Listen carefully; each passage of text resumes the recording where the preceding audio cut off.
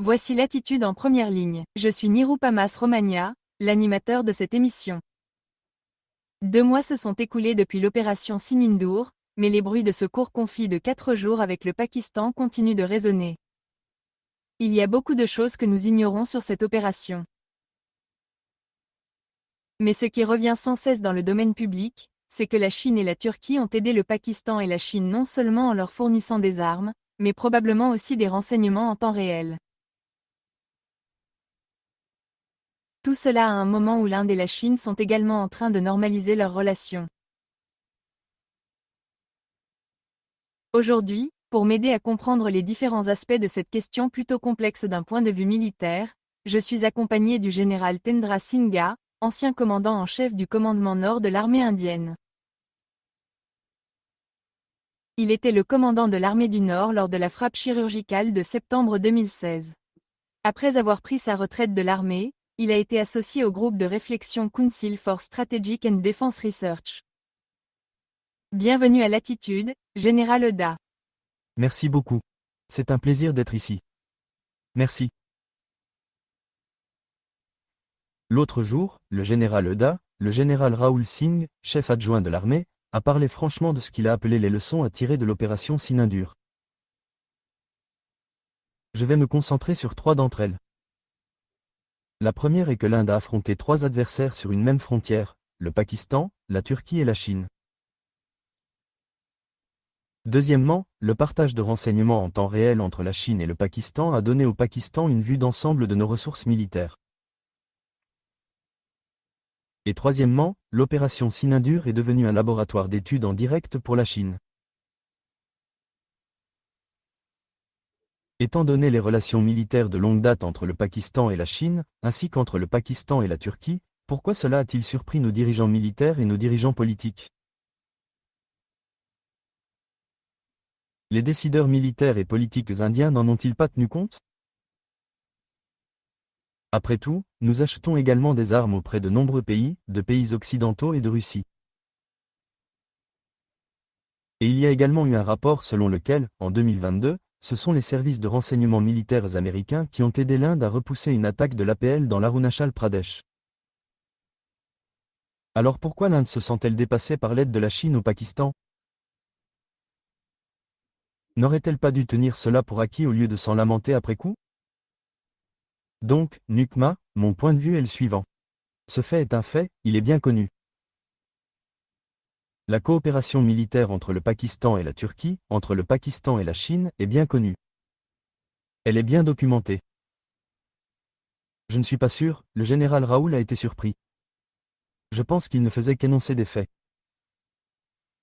Regardons simplement la coopération entre le Pakistan et la Turquie. Elle dure depuis de nombreuses années. Vous savez, le Pakistan est le 2e plus grand marché d'exportation d'armes pour la Turquie.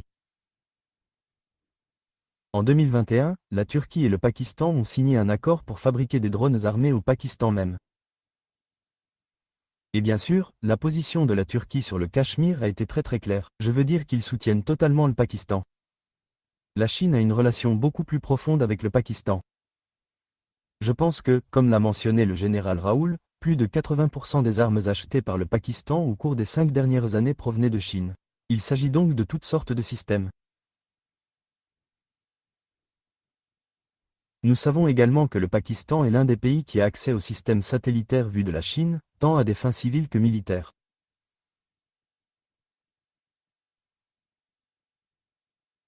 Je pense que le Pakistan est le seul pays qui peut accéder aux satellites militaires et au système militaire de la Chine. Il ne fait donc aucun doute qu'ils obtiendraient des renseignements en temps réel, ils obtiendraient des informations. Les satellites chinois aideraient probablement également aux frappes de position de ciblage, etc. Je pense donc que ce n'est pas une surprise.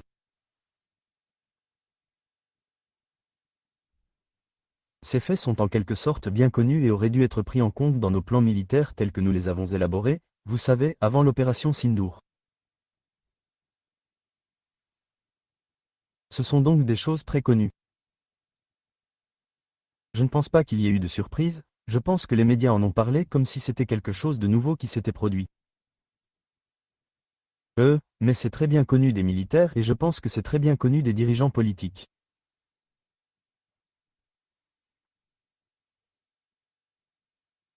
Donc, cela signifie-t-il que nous étions en fait préparés à ce que cette guerre de 4 jours soit déjà une guerre sur deux fronts, ou, vous savez, nous avons parlé d'une guerre sur deux fronts si souvent au cours des dernières années, au moins 10, 15 ans.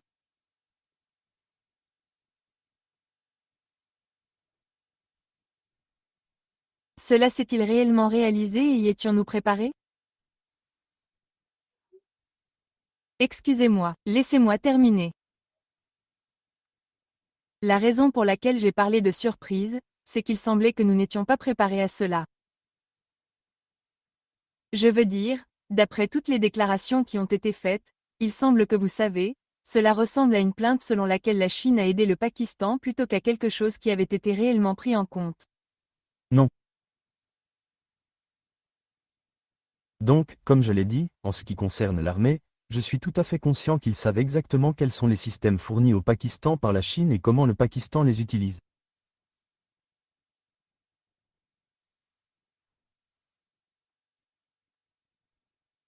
Peut-être que s'il y avait un élément de surprise, c'était la façon dont la centralité fonctionne très bien, vous savez, dans l'équipement chinois, dans le système chinois. Il semble être très bien, en quelque sorte, il y a eu une surprise, peut-être que cela pourrait être un élément de surprise. Sur la question des deux fronts, oui, nous avons traditionnellement envisagé deux fronts, géographiquement séparés, c'est-à-dire ici la frontière nord où la Chine opérera et ici la frontière ouest où le Pakistan opérera.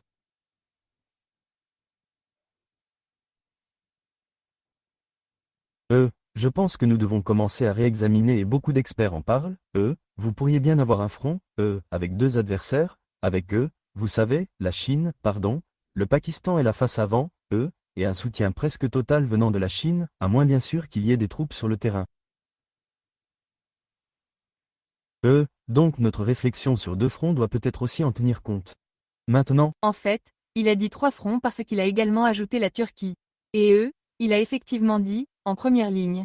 Puis il l'a changé en 3 fronts. Puis ce qui était essentiellement la Chine, le Pakistan et la Turquie. Donc dans un sens, si nous le savions déjà, nous étions peut-être préparés, ou vous savez, nous avions pris cela en compte.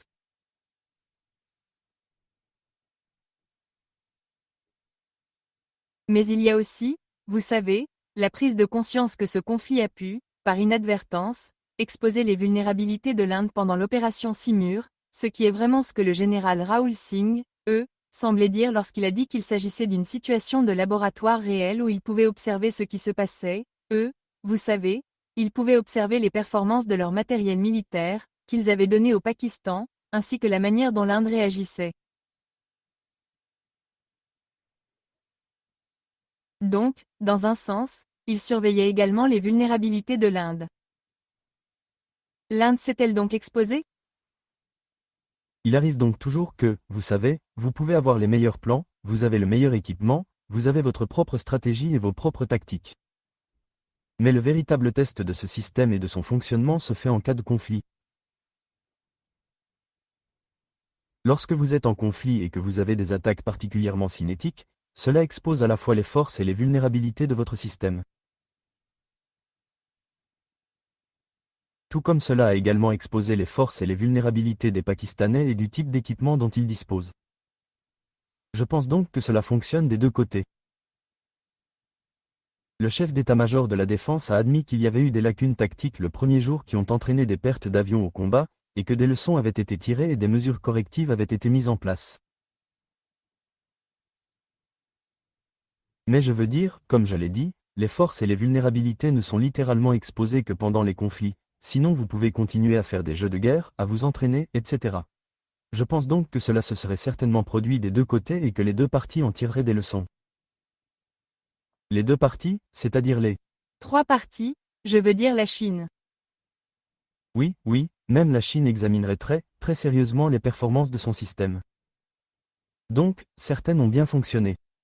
On a dit que le système de défense aérienne n'avait pas fonctionné aussi bien qu'il l'espérait, car il n'était pas en mesure de contrer les frappes indiennes, en particulier les 9 et 10 mai. Je pense donc que les deux parties examineraient ces problèmes, ou les trois parties, disons, comme vous le dites. Les 3 parties, oui. Vous avez donc parlé de ce que les anciens ont dit. Je crois que vous faisiez référence à la déclaration du chef d'état-major de la Défense, alors pourquoi y a-t-il autant de divergences dans les messages entre l'armée et les dirigeants politiques? Par exemple, le chef d'état-major de la Défense a déclaré qu'il y avait eu des pertes au combat, des pertes dans l'armée de l'air indienne.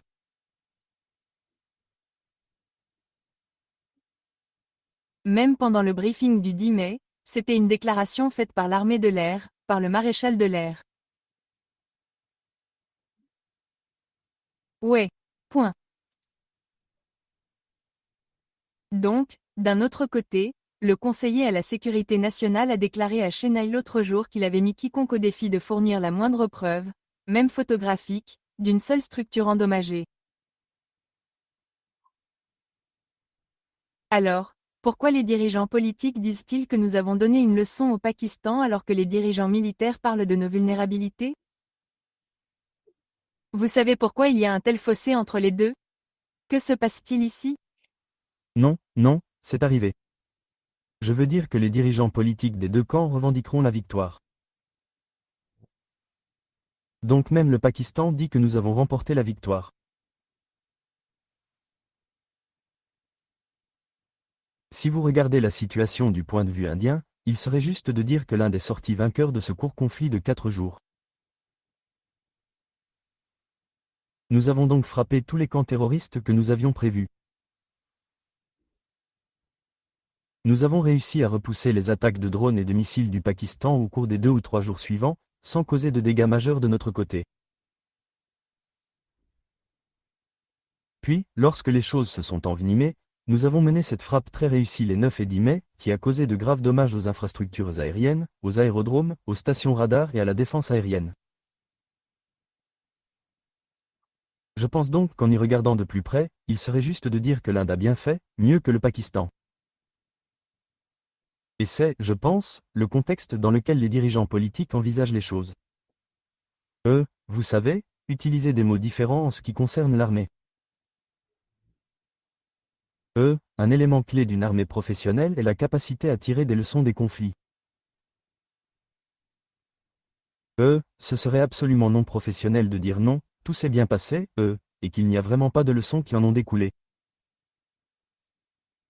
Et donc le chef d'état-major de la défense a été assez franc pour admettre qu'il y avait des lacunes, qui ont conduit à des pertes, ce qui a conduit à des leçons apprises, des pratiques mises en place qui nous ont aidés à réussir.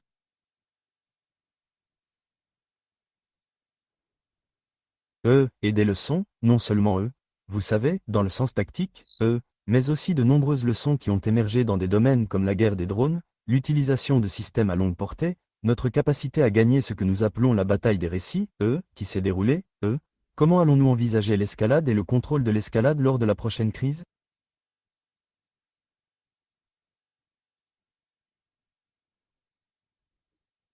Voici quelques points que je pense que l'armée débattra, et c'est pourquoi nous parlons de tirer les bonnes leçons et de trouver des moyens de surmonter les lacunes détectées.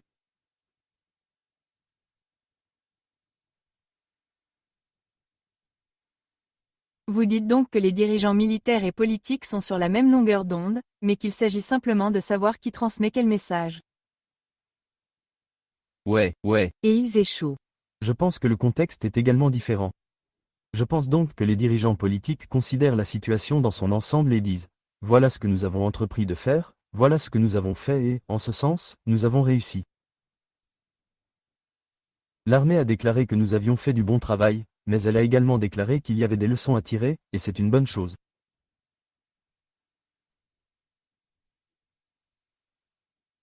Donc, vous savez, après une impasse de 4 ans, 5 ans maintenant, en fait, avec la Chine à la conférence du désarmement, l'Inde cherche maintenant à normaliser ses relations avec la Chine. Et la Chine semble également vouloir cette normalisation pour diverses raisons. Et le ministre des Affaires étrangères, M.J. Shankar, se rend en Chine aujourd'hui, en fait, le 14 juillet, pour participer à la réunion des ministres des Affaires étrangères de l'Organisation de coopération de Shanghai, et il aura également une conversation bilatérale avec Wang Yi, son homologue chinois. La Chine devrait-elle demander, l'Inde ne devrait-elle pas demander à la Chine quel est son rôle dans l'aide apportée au Pakistan contre l'Inde dans ce conflit? Cela ne devrait-il pas être à l'ordre du jour? Donc, je pense que, vous savez, il est bien connu que la Chine soutient le Pakistan à la fois militairement et diplomatiquement. Si cette question est soulevée par, vous savez, le docteur Jashankar, je ne sais pas. Des déclarations chinoises ont été faites disant que notre partenariat avec le Pakistan ne vise aucun autre pays, et en ce qui concerne la dénonciation de la Chine, je pense que Jal Raoul l'a dénoncé. Je veux dire, en disant que c'était comme ça, et il a dit, vous savez, que le Pakistan utilisait la Chine, directement comme intermédiaire pour lutter contre l'Inde. Donc je pense que dans ce sens, ils l'ont dénoncé. Comment pouvons-nous gérer cela, sur le plan diplomatique? Je pense que nous devons peut-être avoir une position plus nuancée. Nupma, nous sommes actuellement dans la phase d'essayer de normaliser les relations après 4 ans et demi difficiles. Cela nous convient-il d'avoir des tensions au sein de la LC en ce moment? Ou de soulever ces questions? Il y a une dépendance. Il y a une dépendance commerciale. Produits pharmaceutiques, pièces électroniques, équipements industriels. Cette dépendance ne va pas disparaître de sitôt. Je pense donc que nous devons voir quel coût stratégique nous sommes prêts à payer. Cela ne signifie pas que nous fermons complètement les yeux sur ce que fait la Chine. Nous assistons à un renforcement des capacités tout au long du développement des infrastructures de la Chine continentale. Nous essayons lentement de réduire nos dépendances. Nous parlons de faire de l'Inde, etc. Mais tout cela va prendre du temps. Je pense donc qu'en ce qui concerne les relations avec la Chine, l'indignation et l'émotion qui ont marqué nos relations avec la Turquie doivent peut-être être mises de côté et que nous devons adopter une position plus stratégique. Vous dites donc en gros que chacun a son mot à dire. Avec la Turquie, nous pouvons nous permettre de les interpeller, de les avertir et de leur dire qu'il faut faire preuve de prudence dans ce qu'on fait avec le Pakistan et dans la manière dont on traite avec nous. Alors qu'avec la Chine, nous devons être plus prudents en raison de l'asymétrie de pouvoir. Comme vous l'avez dit, il y a des dépendances. Le fait est que la Chine est notre voisin immédiat, ce qui, comme nous l'avons vu, a créé des problèmes pour les deux pays.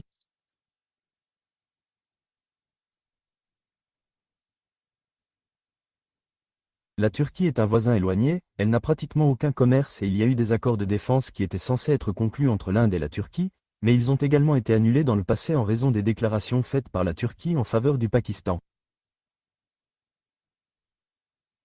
Je pense donc que la relation est différente.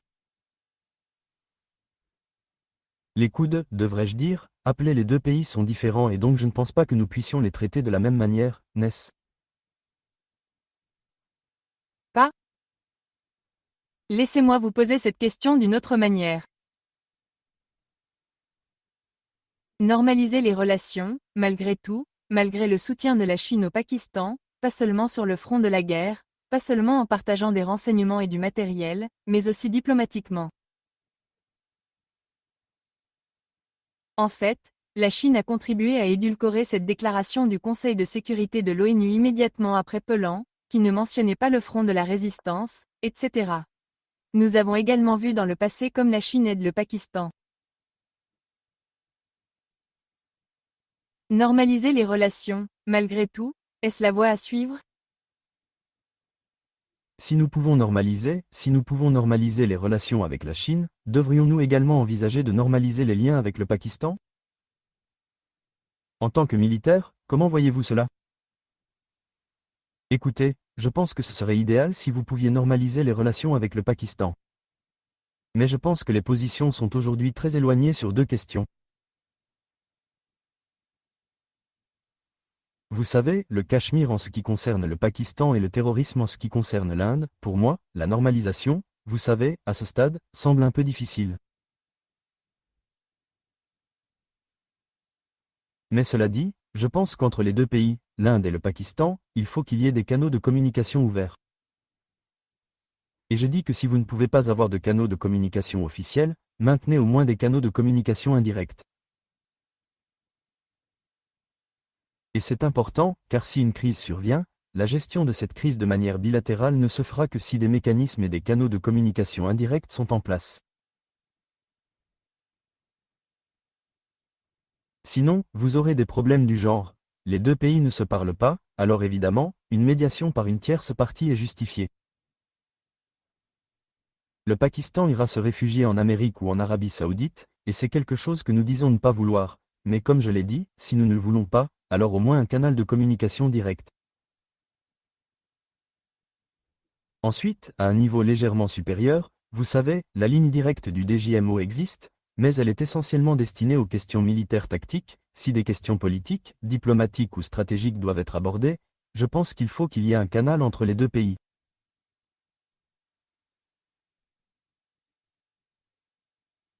D'accord. Et vous savez, on pensait plutôt que l'Inde devait, dans ses relations avec le Pakistan et la Chine, parce qu'on a tellement parlé de deux fronts que nous devrions en fait démystifier cela. Nous devrions traiter le Pakistan séparément et la Chine. Dans notre imaginaire national, nous ne devrions pas rapprocher les deux.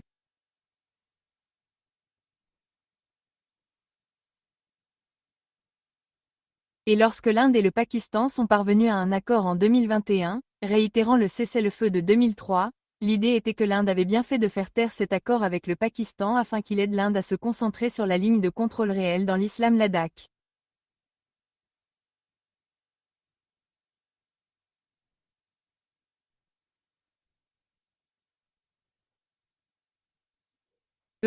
D'après la façon dont la conversation se développe dans le pays sur la façon dont la Chine a aidé le Pakistan, cette idée de désintégration entre la Chine et le Pakistan, pour nos besoins et pour ceux de l'Inde, n'est-elle plus valable? Vous pensez que nous devons les considérer comme une entité à trait d'union, n'est-ce pas doubler les problèmes? Ouais, à proximité, c'est doubler les problèmes. Je pense donc que nous avons bien fait dans le passé, et nous avons traité avec le Pakistan et la Chine, notre approche a été complètement différente. Je veux dire, que vous l'envisagiez d'un point de vue diplomatique, politique ou même militaire, notre approche envers les deux pays était différente et c'était pour une bonne raison. Et vous avez souligné par exemple le cessez-le-feu qui a eu lieu en 2021. Maintenant, bien sûr, les gens parlent d'un adversaire de premier plan que la Chine soutient. Pouvons-nous laisser cette question dominer nos relations bilatérales avec la Chine? Parce que vous aidez le Pakistan militairement, cela va être la question clé en ce qui concerne les relations entre l'Inde et la Chine. Je pense que ce serait une erreur si nous adoptions cette approche, car cela limiterait sérieusement nos options quant à la manière dont nous traitons la Chine. Nous-mêmes, vous savez, je suis très sensible à la césure. C'est-à-dire que l'Inde ne devrait pas du tout être liée au Pakistan. Ces deux pays différents doivent considérer ces deux pays différemment. Et je pense que la même approche doit être suivie. Pourquoi pensons-nous que c'est une bonne stratégie de mettre en hibernation le Pakistan et la Chine? Deux types de pays complètement différents? Je pense que les gens qui parlent de regardons les deux, c'est-à-dire qu'ils sont tous les deux aussi hostiles, je ne pense pas que cela. Vous savez, je veux dire, j'ai parlé du cessez-le-feu tout à l'heure. Cela vous surprend-il que le cessez-le-feu tienne réellement? Bien sûr, il a été brisé pendant le conflit lui-même et, la poussée a pris le dessus sur cette rupture du cessez-le-feu. Mais il est de nouveau respecté maintenant. Alors, est-ce que ça vous surprend qu'il soit effectivement respecté par les deux parties à ce stade? Écoutez, si vous me demandez, donc même avant les opérations en Afghanistan, malgré tout ce qui se passait au Jammu et Cachemire, vous savez, nous avons vu ces 2 dernières années une série d'attaques terroristes dans la région de Jammu. Nous avons entendu le DGP, le JNK dire que des centaines de terroristes s'étaient infiltrés, vous savez, à travers la ligne de contrôle ou la ligne de contrôle dans la région de Jammu. Malgré le fait que le cessez-le-feu tenait, et je pense qu'il y a de bonnes raisons pour lesquelles il tenait, et les mêmes raisons s'appliquent maintenant. Évidemment, à cette époque, l'Inde cherchait à renforcer la LSE, etc. Plus importante encore, je pense que le genre de soulagement qu'elle a apporté à la population locale, parce que le cessez-le-feu, on pourrait dire, était vraiment une fusillade entre les deux armées, mais les victimes étaient principalement des civils. Leur vie quotidienne a été affectée. Je pense donc que c'était logique et maintenant qu'après l'opération, les deux DGMO se sont exprimés et ont dit qu'il fallait un cessez-le-feu complet. Je ne suis donc pas surpris que le cessez-le-feu tienne actuellement, mais je dirais que c'est un cessez-le-feu fragile.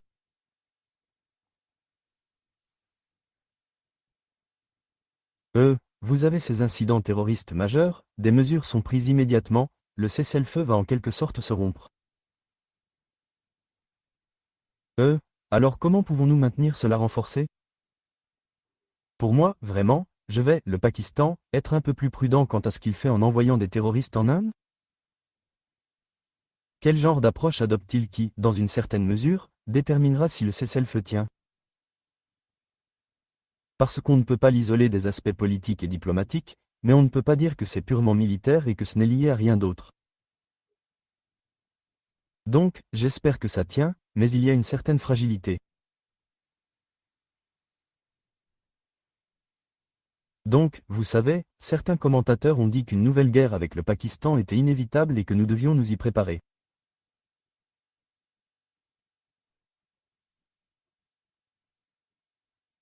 Et il y a aussi toute cette histoire de « nouvelle normalité », qui est la nouvelle doctrine, à savoir que s'il doit y avoir une autre attaque terroriste, nous allons lancer une autre opération militaire contre le Pakistan.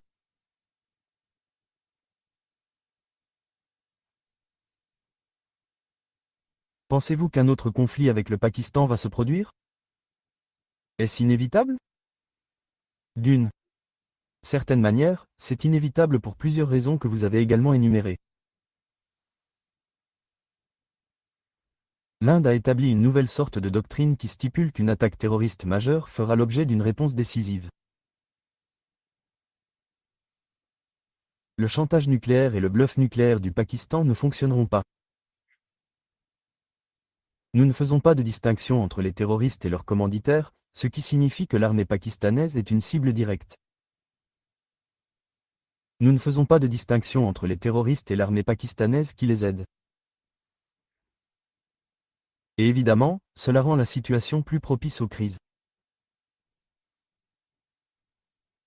Je ne sais pas si cela va mener à une guerre majeure, à un conflit généralisé. Mais j'ai le sentiment que les risques de conflit entre l'Inde et le Pakistan ont augmenté. Et la prochaine crise, à mon avis, pourrait connaître une escalade beaucoup plus rapide. On pourrait voir une propagation géographique. Heureusement, cette fois-ci, la marine indienne n'est pas intervenue, mais elle était prête.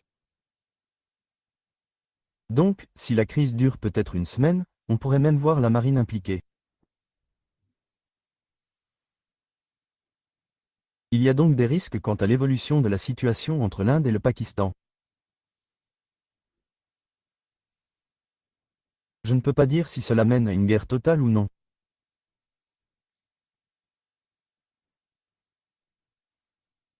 Mais j'ai dit, d'une certaine manière, avec les nouvelles lignes rouges qui ont été fixées par l'Inde, à moins que le Pakistan nous contrôle vraiment les groupes terroristes, ce dont je ne suis pas sûr, même s'ils le veulent, ils peuvent. Vous pourriez bien voir une nouvelle crise, peut-être sur une période plus longue.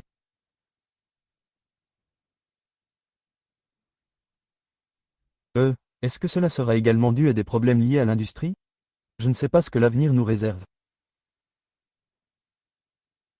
Mais pour le Pakistan, c'est certainement un problème majeur.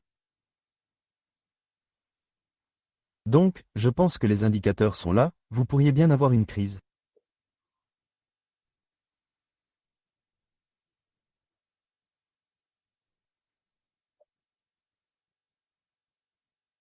Donc, lorsque le général Raoul Singh, vous savez, a fait ses déclarations sur les leçons à tirer, avertissait-il vraiment, à sa manière, que les politiciens, les dirigeants politiques, peuvent faire des discours sur une nouvelle normalité, lancer une réponse militaire au Pakistan à une attaque terroriste en Inde, mais que ce n'est peut-être pas l'option la plus sage parce que maintenant vous devez envisager cela, vous savez, une frontière renforcée. Une frontière, 3 adversaires vous combattant à partir d'une seule frontière,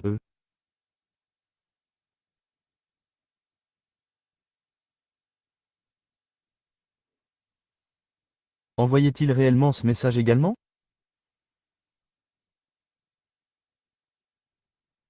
Je n'aurais pas interprété la roupa de cette façon pour aucune autre raison que regardez dans une démocratie et c'est quelque chose qui a été suivi par l'armée indienne, les décisions sont prises, les objectifs politiques sont fixés par les dirigeants politiques.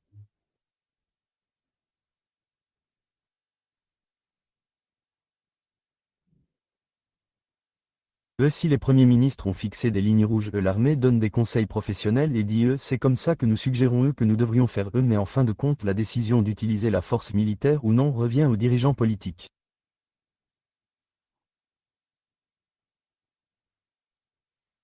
Je pense que ce qui s'est passé avec les nouvelles lignes rouges, et je pense que le chef d'état-major de la défense l'a également mentionné, signifie que l'armée devra rester dans un état de préparation beaucoup plus élevé.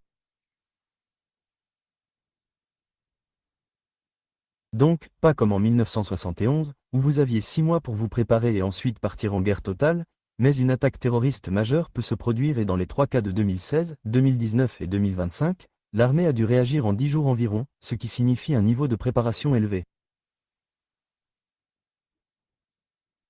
Le gouvernement a donc maintenant déclaré que c'était la façon dont nous voulions faire les choses. J'espère juste que cela nous donnera à l'armée tout ce dont elle a besoin pour être prête à opérer dans un délai très court, ce qui signifie, vous savez, un niveau de stockage adéquat, etc. Vous n'aurez pas à courir partout pour des achats d'urgence.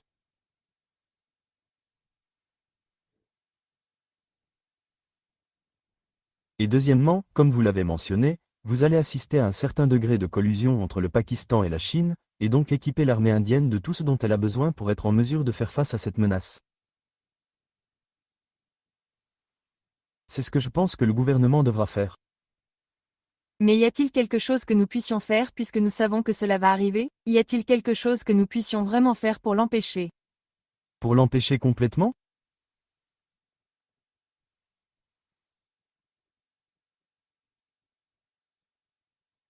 Je veux dire, je pense que les communications, comme je l'ai dit, entre les deux parties, avant qu'une crise n'arrive, avant qu'elle ne se transforme en conflit, s'il existe des mécanismes de gestion de crise ou des communications entre, disons, la NSA des deux côtés, il faut aussi que cela se produise.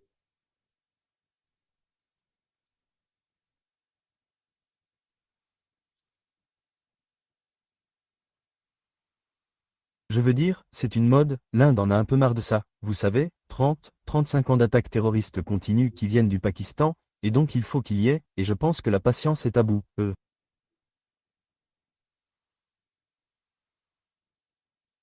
Laissez-moi dire ceci, même si demain il y a un nouveau gouvernement en place, je pense que les normes qui ont été fixées ne changeront pas.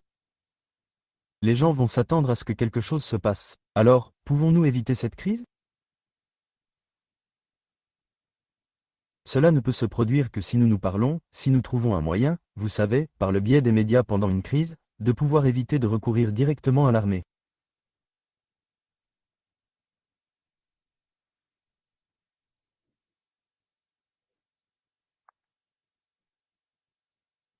Nous avons parlé de la Chine et du Pakistan, de l'aide apportée par la Chine au Pakistan, et j'ai dit que c'était 2 fois plus compliqué, mais les problèmes semblent maintenant arriver par 3, car de nombreux commentateurs militaires ont parlé d'un front triple contre l'Inde, à savoir la Chine, le Pakistan et le Bangladesh.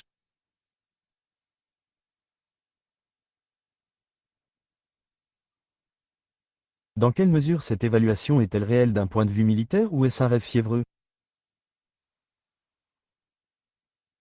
Je pense donc que la menace militaire du Bangladesh est un peu exagérée. Je veux dire, ne pensons pas que c'est dans la même veine que le Pakistan ou la Chine, où nous avons en fait des frontières vitales.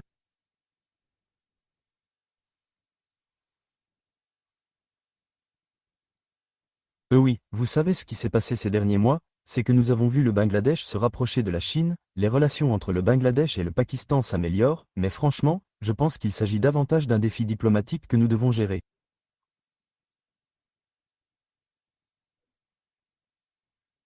Je ne considérerais pas cela comme une menace militaire directe, et je dis cela parce que, oui, il y a beaucoup de sentiments anti-indiens dont on parle. Il y a un certain niveau de rhétorique anti-indienne qui est en train de se produire. Mais je pense qu'il y a un énorme défaut au Bangladesh, mais il y a aussi cette énorme dépendance, je veux dire, le commerce par voie terrestre via l'Inde. Ils en dépendent énormément. Ils obtiennent de l'énergie, de l'électricité de l'Inde. 30% de leur coton vient d'Inde pour leur industrie textile, qui est en quelque sorte leur plus grand marché d'exportation. Je pense donc qu'ils comprennent les limites de leur pouvoir de pression et je ne vois donc pas vraiment cela se traduire par une menace militaire directe. Les gens parlent de radicalisation, etc. Cela se produit et c'est quelque chose que nous devons examiner. Mais je n'irai pas jusqu'à dire, regardez, un troisième front s'est ouvert contre l'Inde.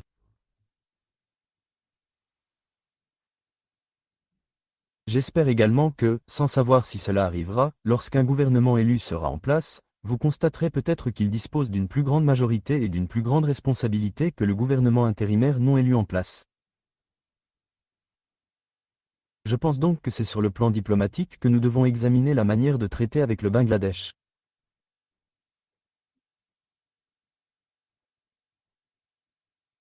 Je pense que la référence, quand les gens parlent de ce troisième front ou de ces trois pays qui s'unissent contre l'Inde, même sur le plan militaire, c'est que le Pakistan ou la Chine pourraient utiliser le territoire du Bangladesh pour lancer des attaques sous-conventionnelles contre l'Inde.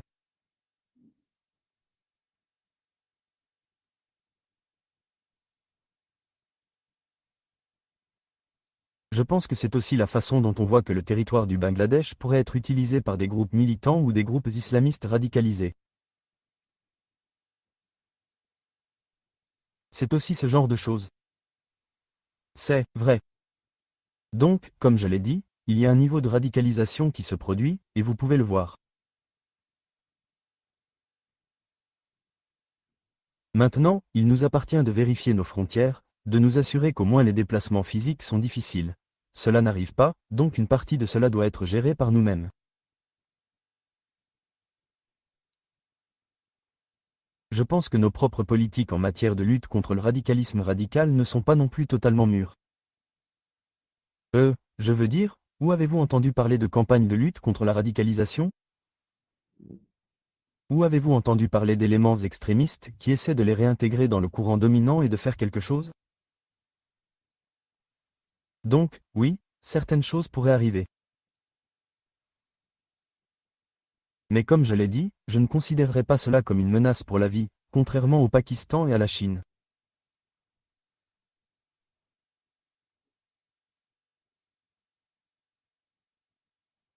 Mais même avec le Pakistan, je veux dire, au Cachemire, tout ce truc de mieux surveiller nos propres frontières, de veiller à ce que les terroristes ne lancent pas d'attaques à l'intérieur du pays, de les empêcher plutôt que d'être forcés de faire quelque chose après coup.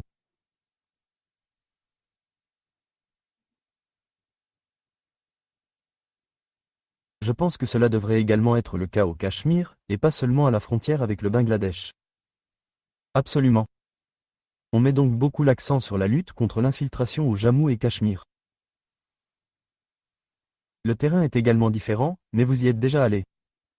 Donc, en particulier dans la vallée frontalière du Cachemire, en hiver, vous savez que vous aurez 6 mètres de neige, votre clôture est complètement endommagée et doit être réparée chaque année. Les tirs continuent de se produire aux frontières. Ce qui rend également la contre-attaque difficile. Certains de ces défis ne se posent pas à la frontière du Bangladesh. Mais je suis tout à fait d'accord avec vous. Le renforcement du réseau de contre-infiltration au Jammu et Cachemire fait partie intégrante et essentielle de notre stratégie de lutte contre le terrorisme. Général Rouda, merci beaucoup pour votre temps. Ce fut un plaisir de vous parler et merci de partager toutes vos idées avec nous. Merci Romain. C'est toujours un plaisir.